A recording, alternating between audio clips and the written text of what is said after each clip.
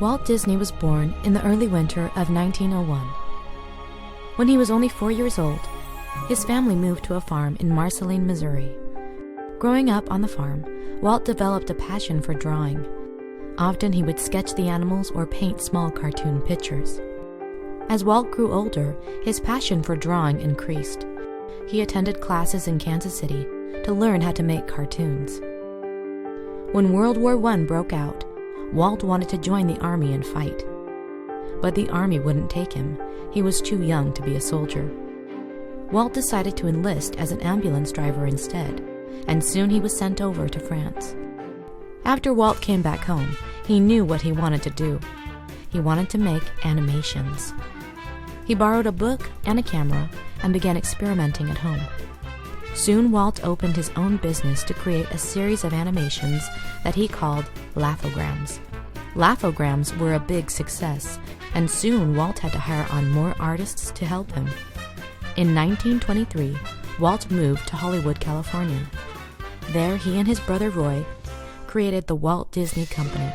Walt hired on many people, artists and cartoonists, to help him in his company. One artist was a young lady named Lillian. Walt and Lillian were married and soon had a baby girl. Walt was ready to begin a new project. With the help of one of his artists, Walt created a new little character, a mouse. Walt wanted to name the mouse Mortimer, but Lillian thought the name didn't fit right, so the mouse was named Mickey. Mickey Mouse became a favorite all over the country. Soon Walt was making many short cartoons, not only with Mickey Mouse, but with new friends, Donald Duck, Goofy, and Pluto. In 1934, Walt decided it was time to move forward again. He began a project to animate a full-length movie. Many people thought Walt was crazy to try a project so big, and many were sure that it would be a disaster. But after 4 long years of work, Snow White and the 7 Dwarfs was finished, and it was a groundbreaking success. Dwarfs' names fit their personalities. This pompous-looking individual is Doc, the self-appointed leader of the group. And this little fellow is Bashful. He's secretly in love with Snow White.